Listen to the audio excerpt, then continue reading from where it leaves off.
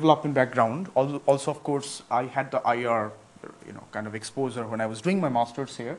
But prior to joining Sussex, I worked with these organizations and institutions in the past. And I'm mentioning this because we will be talking about poverty, social protection, inequality, lots of other things that you are particularly interested in. I remember some of you are interested in gender. Yes? It was, yes. In education? Environment. Okay. So the thing is, I've just written here what are my focus areas, because for each one of them, especially topics like poverty, renewable energy, they have got very different views. If you're reading an article from World Bank and if you're reading an article from the United Nations, they define these concepts in a very different way. They measure it in a very different way, entirely different way. For example, the below poverty line concept. Below poverty line. Do you know the number? When you say somebody is below the poverty line, BPL as we call it, it's historically $1 a day, right? This concept is dead. $1 a day was way back. Then they said it's going to be $2.50. Then they said, hang on, that's not going to happen. Currently, how much is that? Yes, $1.09. That's the international measure of BPL. So the thing is, if you are citing a lot of references from the UN and you're building your essay or research work based on UN resources, the way they measure poverty is different from the World Bank references. So in one article, I'm sure you will be having a lot of UN and World Bank references at the same time. So there's no way you can standardize it. You just can't, thanks to your references, right? But so in the beginning, if you define poverty, what is your definition of that concept? Let's say, what do you understand by conflict and security? So like 20,000 definitions online. Pick one that matches your research profile. And then accordingly you decide what are the measurements and how you're going to assess it for your research. So make it very EU specific. Otherwise it becomes too broad. It's too difficult to summarize. So since I've worked with these guys, I know how they perceive and approach these topics, and it does make things complex. And when you do your masters, all your readings will be from DFID, UN, and UN is an umbrella term. You've got UNDP, you've got UNICEF, 400 wings. So know where you're coming from, then you can develop the work accordingly. Yeah? Similarly for climate change, mitigation and adaptation. Some organizations think it's not important at all. Yeah? I'm not talking about Trump, who said it's a hoax. That's a bit extreme. But there are organizations where they said it's not a priority. Let's talk about poverty and social protection, because that's still a major problem. Last example would be, if you look at the World Bank, they refuse to use the concept of inequality anymore. So if you just go online and see why World Bank refused to use inequality, because the time has passed. So they've moved on to other priorities. Yeah. So yeah, know your sources. Maybe by the end of your masters, you know who your potential and preferred employer is going to be, who you're feeling more close to. Maybe JICA, or because JICA does great jobs in partnerships with the World Bank and DFID. Do you know what is DFID? Because you're nodding very fast. You're going to throw your neck out of your body. What is DFID? DFID? Don't make any guesses, because it's The British Agency for International Cooperation. Yes. So Department for International Development. It's very simple. Department for International Development. Yeah. So that's the DFID bit. And of course, you've got many other organizations which are internationally successful over the years, not recently. That's why I took the name of JICA, because they do quite a lot. You have had experience in the past, haven't you? Sorry? Did you work before? Not in JICA, but I've worked in the private company in Uganda. It's a Japanese In Uganda? Yeah, Right, in okay. Uganda. And also I was working in the local NGO in Bangladesh, and I was in charge of Islamic microfinance. Holy fish, that's quite a lot of things to do. So you were in microfinance. That Yeah, is to be... microfinance. Okay. So what is in BRAC or Grameen Bank? It's not back and Grameen, but no, it's called TNSS. That's your company? Yeah, it's my NGO. Okay. Now I thought you started it there. Okay. All right, that's great. Okay, we'll have some discussions on microfinance on another occasion, because I think this microfinance was and is considered to be a magic bullet for poverty. But then there is another hypothesis that says microfinance has only been successful in Bangladesh, nowhere else, right? Because they changed the name, it's called revolving funds in some other countries. But it's great to know that you've done quite a lot of work, and I think some of the things that you're going to develop across the modules will seem familiar, and you can see where the applications come from, not just the knowledge. but also understanding. Great, fantastic. Okay.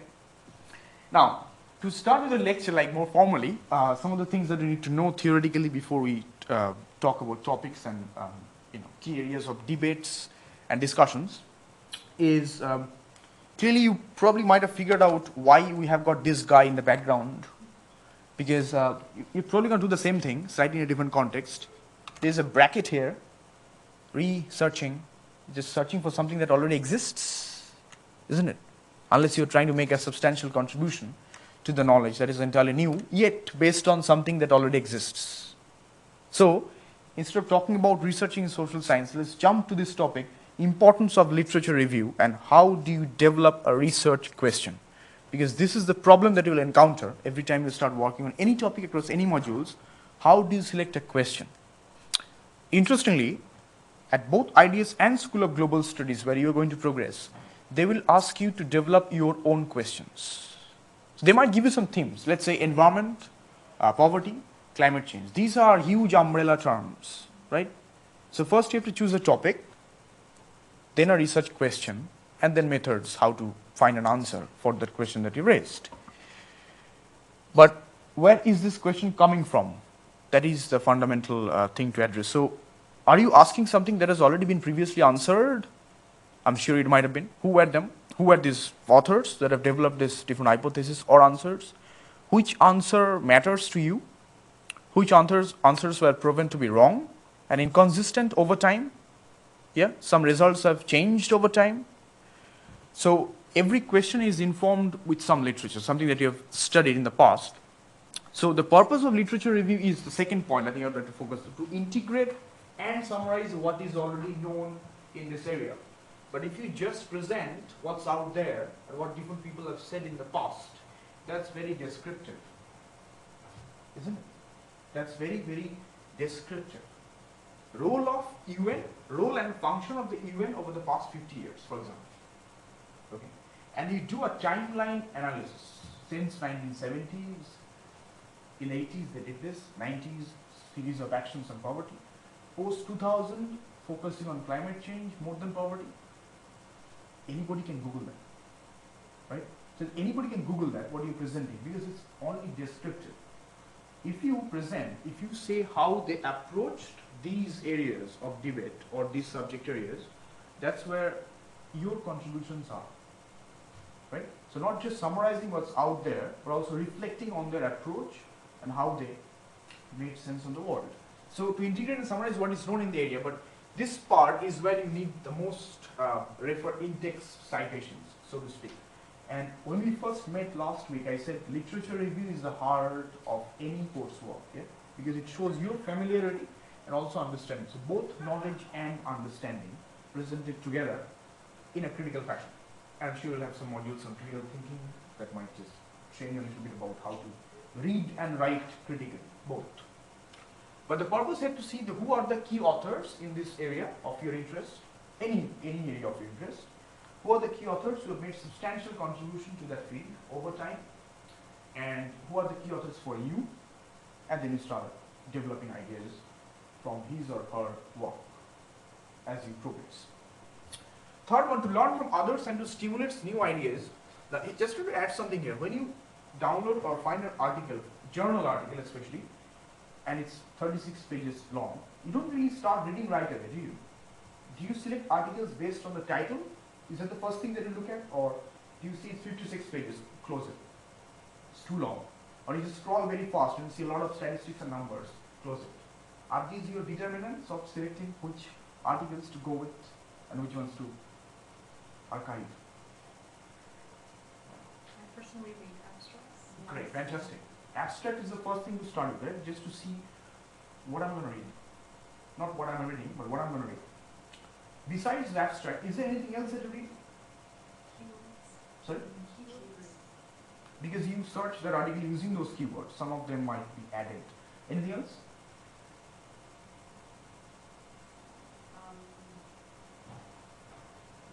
Sometimes I look at the references, the comments. And then you download them as well. And then you read the abstracts. And then in the end of the day you're confused. Because it's too much to read, isn't it? Yeah, there's a lot of confusion involved.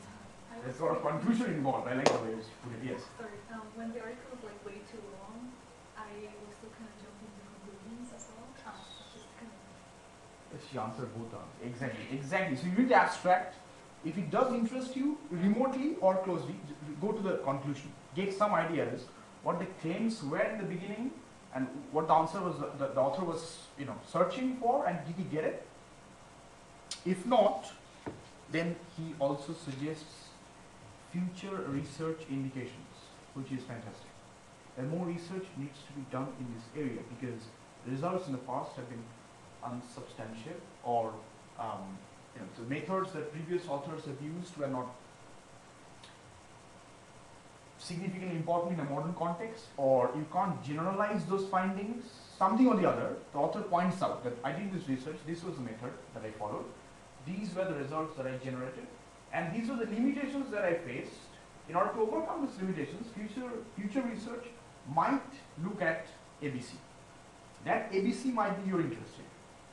That okay, maybe there is insufficient literature out there where you could potentially tap in. Yeah, that's one of the things. So it can stimulate new ideas, not just to tell you, because some articles are descriptive. Just tells you what has happened in the past, that's it. They don't raise new questions.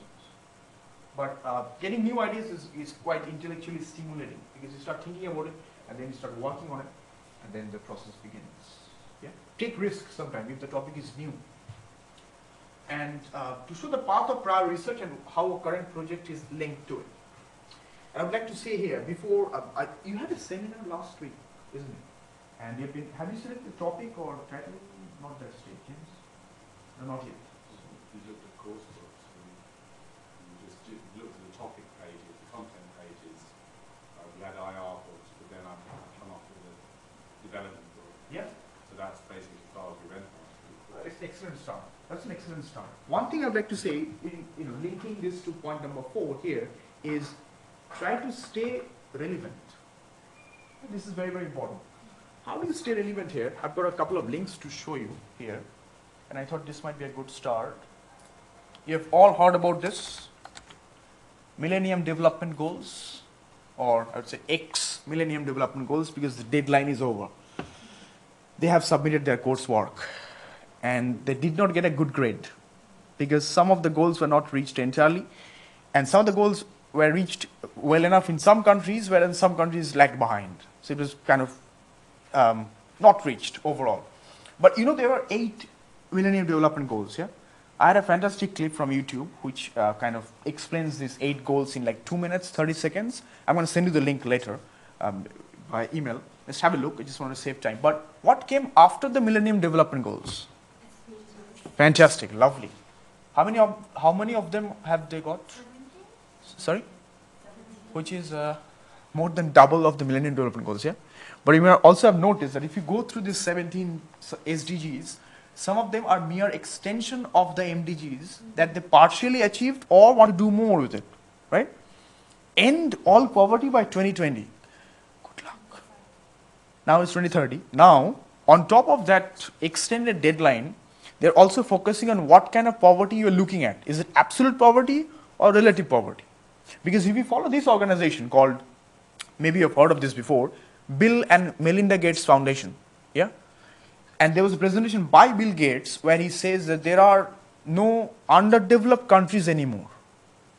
It's developing, emerging, developed. So he refuses to believe that there is absolute poverty that still exists, although pretty much all the organizations that I listed on my lecture slide, they believe that it still exists, yeah? So you might differ or you might agree with Bill and Melinda Gates Foundation because I'm sure they have got the evidence to prove it. But try to stay relevant. And the reason why I'm saying this is because when you select a topic for your coursework, especially for this module, because this is a research module, not a subject-specific module, choose something around the SDGs, because there's a lot of work going on now that you can access to. Yeah? Of course, you can look at microfinance back in when it started, and then what were the methodologies that they followed, what were the limitations, and how could you do it better. This is a very good topic. But it has been answered already. That's not on the top of the priority of major organizations. It's good for research, but not for suggesting new ideas for the future, necessarily. Although there are discussions going on around revolving funds and microfinance in Tanzania and other countries in the African continent. So choose something, just have a look what are these SDGs and select one or two that might interest you and start digging, because these are not topics. These are only areas of interest. Then you pick a topic, then you do some research, come up with a question. It's a long process, but so it does need a lot of reading. Otherwise, there is no quick jump. So, for example, reduce inequality within and amongst countries. This is a very vague statement, right? Because definitions of inequalities, they've got 17 or 18 major definitions given, and of course there are other authors who define their own ways. And among countries, are you talking about emerging countries in the BRICS, Brazil, Russia, India, China, South Africa, or are you talking about the next 8? Have you heard of the next 8? Okay, that's fine. Do you know what BRICS? It's old, right? It's yesterday. There's something called next 8. If you want to write it down, when you search next 8, Google is going to show you next 11. Comes on the top. Click on it. It takes you to a site that you should not use for your citation. It's famously known as Wikipedia. It says 11 countries. 3 countries have lost their status to remain or to be considered as developing or emerging. So now it's 8. So search for next 8, you will find next 11. And so are they talking about next 8 or BRICS or developed countries? Because if you look at developed countries, poverty and inequality is an accepted reality, right? In some countries more than others. So how do they measure it? If you check, let's say your country, let's say choose a country, whichever country you choose from, and then say, what is the percentage of poverty, percentage of population living under BPL? 40%. That's very poor, right? Then you look at the measurement, it says $1 a day. And then you change the measurement, you make it 190. Of course, it's not 40% any longer, right? So in some cases, you might make a country look less poor if the measurement has changed. Yeah. Also, how do you assess reduction in poverty over time? That has also changed, because these methods can define the way you're perceived globally. So that's also one. So this is a very vague topic.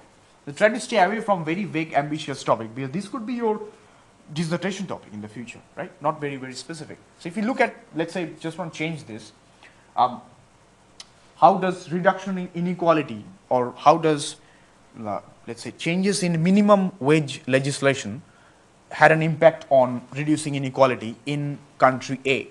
That's a specific question. Yeah, it's like 3 topics: minimum wage, inequality, that country-specific data. That's all. Yeah, that's not too simple, but I'm just breaking it down into 3 parts so that it's manageable at least. So stay relevant. So these are the ongoing topics that are still inviting discussions and debates, and you can dig more into it. Okay. So have a look at it later on, and also look at some of the limitations of MDGs.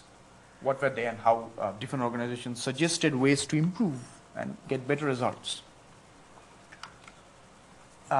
So, as I was saying last week as well, that you do need this for all your coursework assignments. Even if it doesn't say research proposal is your coursework title, even if it says an essay or a report or portfolio, whatsoever they might call, whether it's a presentation or a written work, or that's pretty much it, written submissions or presentations.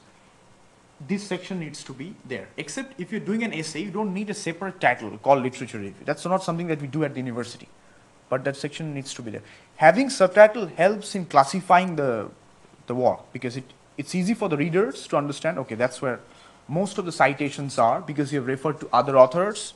And then the next section can be your discussion, where you are just reviewing some of the data that you have collected or got your hands on, primary or secondary. Less citations. Yeah, most of the citations are in the literature review section, and it's quite important. So the last point, in miniature form, literature reviews are also often demanded or often help with examination essays. So that's something to consider. If you've got a written exam, you don't need it. But if it's a coursework, definitely, even if they don't state it explicitly. That's something students struggle, and this is where you need the time. Otherwise, it's just a weekend affair. Monday is the submission, you start working on Friday, and then zombie eyes on Sunday, and Monday it's in. Too late, but 2 days, 20 references, 50 pages each. Are you the flash? Still not possible. So, need time, at least start reading. Because submission in 4 weeks' time, don't start writing now. Just do the reading, collect the document, collect the journal articles that you need, keep track of them, don't lose them, because sometimes you lose the links, online links, yeah, keep track, that's very, very important. And then start writing after you have already synthesized what you need, processed it, and then starts your creation.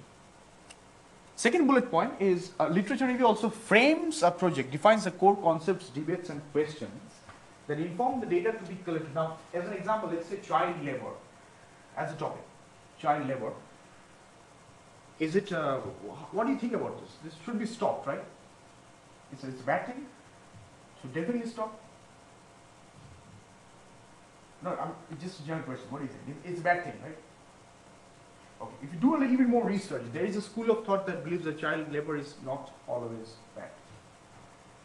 Okay. And I was teaching this module which ended a couple of weeks ago, a CSR, corporate social responsibility, for the postgraduates, and we had a case study and we debated this topic. So half of the class was for child labor, half of them were against child labor, and the group that was for child labor, they actually won the debate. They won the debate. They presented well, they had sufficient data to back their arguments with. So some of the questions you have to at least acknowledge that you know that this debate exists. Don't take it as given that this is bad. Yeah? Poverty is bad, okay. That's okay. That's one answer. It should end. Everybody understands that. But some topics are not black and white. They might have got mixed reviews. And even if you take a side, sometimes taking a side doesn't always mean you're biased. Maybe that's your argument. But you should still acknowledge that there is another school of thought that believes X, Y, Z. And there's a literature supporting that. But this is my point of view based on ABCDF. Make sure you've got ABCDF because they've got ABC. Yeah, that should be substantial to build your story over time. So framing is important, otherwise you lose the context, because throughout the coursework, any coursework, I'm not saying research proposal only, you have to maintain the line of argument. As you build the work, two things happen. First of all, you start reading and then you start writing and you've got an argument. Sometimes you just start derailing, right? You stray away from your argument, which happens to everybody. At all levels, not just undergraduate, postgraduate, or PhD, it happens at all levels. Second thing that happens, very likely, is you change your question because you know something a little bit more better. So you start asking the right questions instead of the question that you asked in the beginning, which was less informed. It was informed, but less informed. So now you know the topic better, so you ask a better question, and then choice of literature also might change. Which is not a problem. People do change questions later on, but not, of course, 6 hours before the deadline. That's doomsday. But yeah, so that's why starting to read early helps to frame what exactly do I want to know and what's out there. That's also important because you might just ask a question that they don't have much literature on. Yeah. This is something that I mentioned briefly last week. Literature review also allows you to develop a boundary. What is out there, how much do you need, and who are your key authors? There are key authors for the topic, but then who are your key authors? So there's one topic I'd like to introduce, capabilities. Capabilities, yeah, developing the voice of the poor. There's one key author, of course, that's Sen, Amartya Sen, and I mentioned Development as Freedom as one of the books to read. That's the first piece of work where he coins the term capabilities and entitlements as approaches to solving and understanding poverty better, right? But that was published like 2 decades ago. Several authors have developed the work since then, and their approach towards understanding capability and how does it connect to the concept of poverty is also substantially different than Sen. In some cases, it's very different. Yeah. In some cases, people have only developed his work, didn't really add much.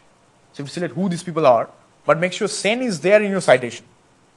Yeah. Otherwise, you miss something major. So boundaries are important. And one thing, very important thing, every time you submit a coursework, whoever is marking, and especially if the person is in that subject area, they look at your title, and the next thing that they look at is your bibliography. They don't read your coursework in the very first instance. They look at the bibliography, see that I am expecting to see at least these 5 names.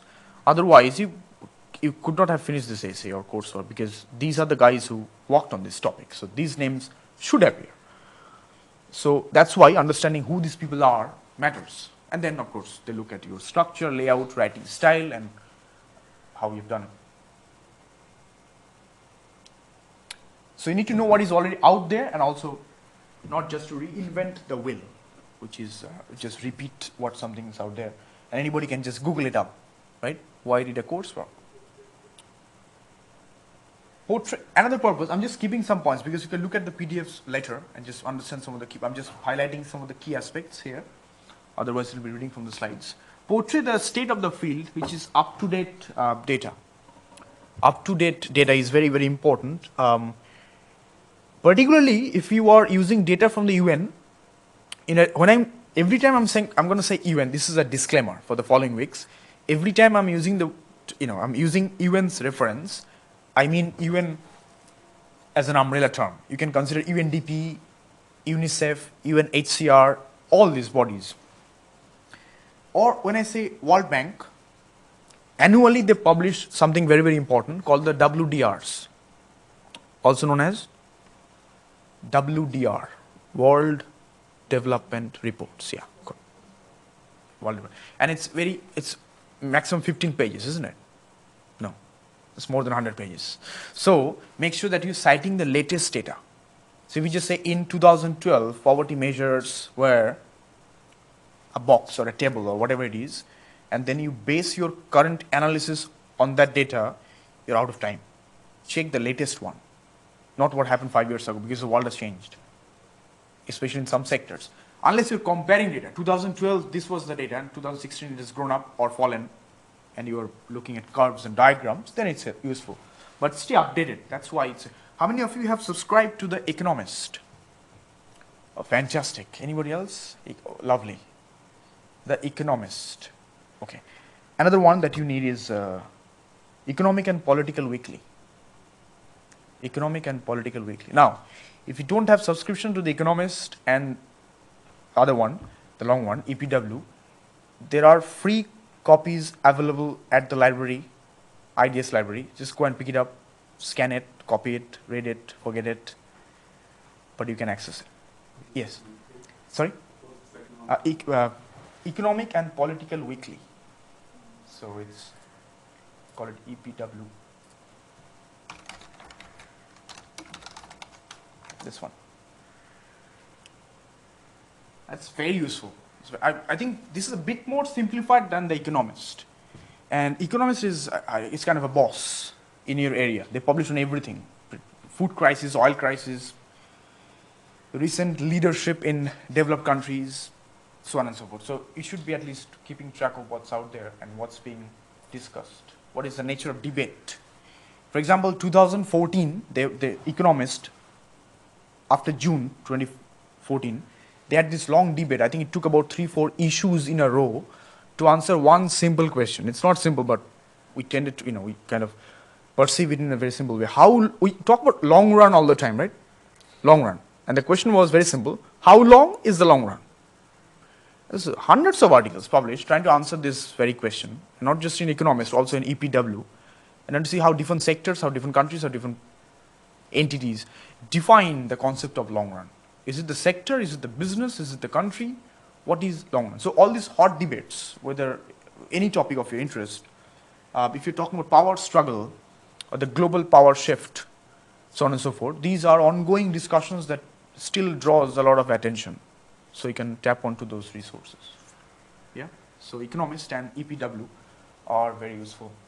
And also, of course, they help you to identify research questions, because sometimes they suggest that no work has been done in this area, and this is high time that some researcher starts looking at it. And then, of course, you come up with a good question. So in summary, what are you trying to find out by writing a literature review? What is already known? It should exist. And it's useful to choose a research where some work has been done already, because you need to have citations and literature. Don't question something that has been very less looked at. That's going to be your PhD at some point. How many of you are considering PhD, by the way? Maybe it's too early to ask, but still, maybe some thought about going for a doctorate. It's fun. It's not fun, I'm just saying. The title is fun after you get it, but not the process. Okay, maybe I'll ask you this question at the end of the term. Probably some ideas might change. One of my students, she started her PhD. I taught her 3 years ago. And she was doing her master's then, and then she signed up for MPhil. Now she's in her second year of PhD, the School of Global Studies. So maybe I'll introduce her to you, speak to her. We should inspire us. Probably, yeah. If I fall short after week 6, I have to invite guests to inspire you. So that's going to help. And also how you use the data. So what is already known, some data are quite easily available. For example, the census data. Census data, right? That it is not a survey sample techniques. It's a door-to-door survey done by the government, which is a formal institution, not by private sector. But the thing is, since it is collected by the government, it's freely available online. Sometimes you go to the Chamber of Commerce website and you download it. Every time someone's downloaded, it's for a different set of reasons. You might need the same data for your Ministry of Health, Ministry of Education, Ministry of XYZ. So different points, different usage of the same data, depending on what you're looking for. So that's a secondary data. But how you interpret it changes the way you are projecting it sometimes. Yeah, how much you need the data. But in your research, this is a very quick note. This is kind of a tip. If you need a big table or a chart for referencing inside your coursework, perhaps you don't need the entire table or chart. You just need 3 or 4 columns. Try to just crop it and use it inside the text. Send the big table and chart in your appendix. Yeah, because appendix is not a part of your word count. So it's just wasting words. If you don't need 70 columns, you only need 4, but it's just there. And then you are saying, in column 3, the data suggests that, and then there's no mention of other columns. So why is it there, right? You just lost the words for nothing. So even like words or numbers in tables count towards the word? Yeah. Unless it's a kind of snapshot from somewhere else, then it takes 0 words. But it's better that you don't crop and paste it. You make a table by yourself and then just present the data that you need from the table and send that table to the appendix. That's one way to do it. But most of the time you don't need the entire table, which is, unless it's a graph and you're showing that there's a trend that you're trying to capture, that makes sense. Okay, keep it as it is. Don't mess with it. But tables can be altered according to your own need. Otherwise you get questions later on. Why the table is there? You just wasted the space because you've not used it well.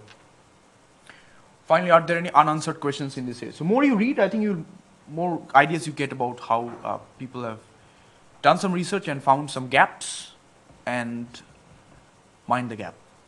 Yeah, they'll ask you to come up with new questions, which is useful for your future. All right, let's go to something else here. I was going to talk about methods. So let's say how to read for a literature review. The second bullet point, draw on the literature review to justify your research questions to show that they're important, timely, and relevant.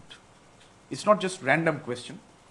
Because sometimes, based on your research question and the literature review, you might want to start investigating a hypothesis. Hypothesis, yeah? Hypotheses are not just random guesses. Yeah? Because people do guesses. These are educated guesses, not random Saturday morning guesses. So a lot of research on poverty measures and assessment, but which ones are currently being considered by leading institutions? These are very specific questions. But to start with, you got to understand what are the different poverty measures out there, how many of them are obsolete, people don't use it anymore, and what do you mean by leading institution? Yeah? Who defines it? Who are these people? Because when you say leading authority of a subject, leading authority, it might not mean World Bank or even. It can be an author. Yeah, that's a recognized leading authority in that area because you're the only one publishing on this topic time and again, and you're adding something useful and substantially new and relevant. So, so this question kind of identifies what's out there. For example, what is missing and what exactly do you want to know? Yeah, because poverty research exists for a very long time. This is a safe topic to consider because you can find a lot of data and articles. So think about the literature and themes you will and can get back to it in analyzing your research findings. So this section comes much later, analysis section. Some say it's discussion and analysis, which comes after literature review, followed by methodology. That's your contribution. What sense did you make of the data and the literature that's out there? So the question is, important. Now, when I said review, every time I said literature review, what are the different kinds of reviews that's out there? So there are different forms of review. The first one is systematic review, and the idea is just to just follow some explicit procedures to reduce biases. So the same example that I gave for child labor might be applied in this context, just to see what arguments these guys have who are for child labor rather than against, or some other topics. But it is time consuming, very time and expertise intensive, because in order to avoid some risks associated with sample biased research. For example, I just talked about census, right? You possibly can't get the census wrong because you are collecting door to door. But then I'm going for sampling because I don't have time. Okay, I've got 3 months, I need this data. I need to make sure that my sample is actually representative, not random, right? So for example, I need to know that how many people use, or what people think about Apple devices, and my target participants are students, random students at the library square. So 30 random students at the library square. I got to make sure those 30 are actually Apple users in the first place, right? Are they new? Are they existing? What is their view? Have they changed? Have they used other systems? Do they compare? So on and so forth. All these factors are backstory before you select who are you going to talk to. Otherwise, you chose 30 random, not representative sample. So obviously the data and the analysis that you generate later on is probably wrong, right? Because the source of data and the data collection, the data is wrong. And then you base your analysis based on that. Have you ever collected data? How many of you have, I just learned about her experience. Anybody else did some research before, collected data, did some interviews? 2 of you, okay. So you probably understand this whole context of choosing respondents, yeah? Whether it's phone interview or in-person interview, whichsoever might be applicable or appropriate, sample size is important. And one of the limitations of case studies is you can't really apply the conclusions, apply the findings somewhere else. The generalizability is limited in some cases. So in order to avoid that, if you're doing a systematic review, it takes a long time. You spend a lot of time deciding who you want to talk to, what is their background, how do they fit into a research, and you spend time investigating each unit carefully, and then you collate the data and the rest of the analysis process follows. But it takes time. This is not a shortcut one. This one is the second kind of review, narrative review, which I think might be useful for you guys at this stage. Systematic review, it's very unlikely that you're going to do that at this stage in the pre-masters or even at the masters. Yeah. So in interpretive research, the goal is to generate understanding rather than accumulate knowledge, because this part is only very descriptive. X said this, Y said that, Z followed that technique. So where are you? Where are you in your work? This is something you should ask yourself during the coursework. Where are you in the coursework?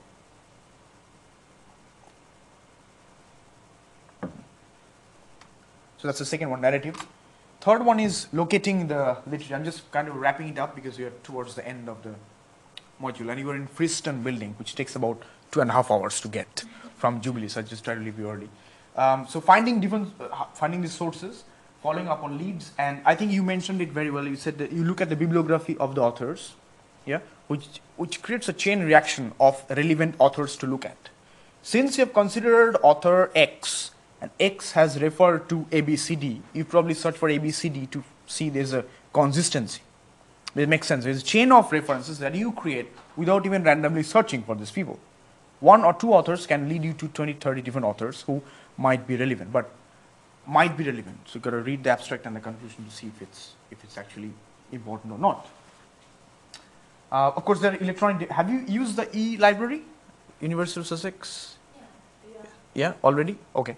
It's quite easy. Nothing to add to that, but it should be. If there are any articles that you can't find, or you go online and find, and it says buy the PDF, buy the article, just say bye to it. There's no need.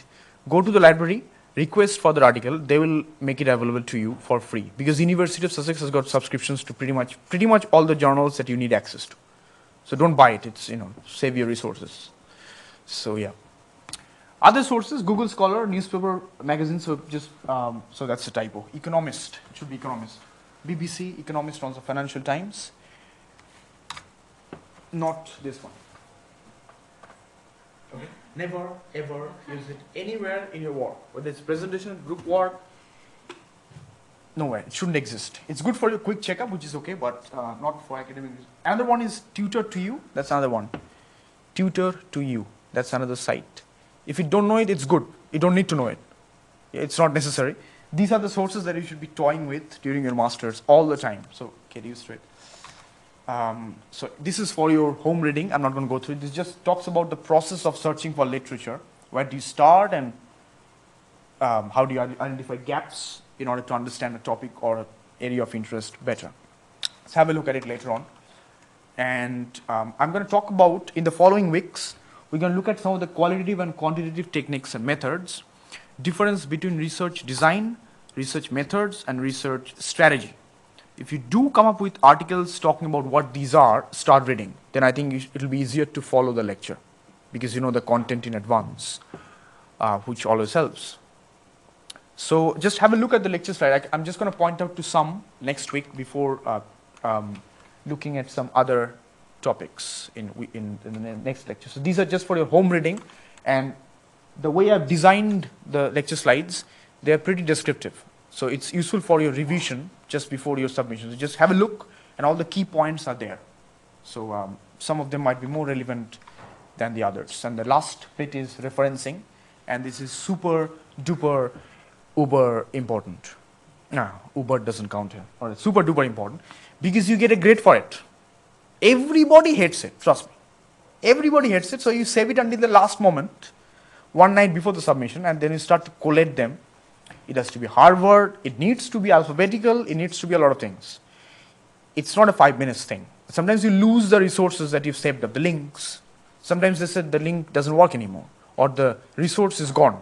The data is not available. It happens all the time. So just keep a record of them and do it as you progress with your work, not at the last moment, because you get a grade. 15 to 20% in some cases is given for the right in-text citation, bibliography, and identification of the authors, right authors, so that you didn't really miss out on some key authors that you should have looked at. So have a look at the slides and get back to me if you've got any questions. I'm happy to send some more resources if you need. Good to see you again. Thank you so much. Thank you. Thank you, James.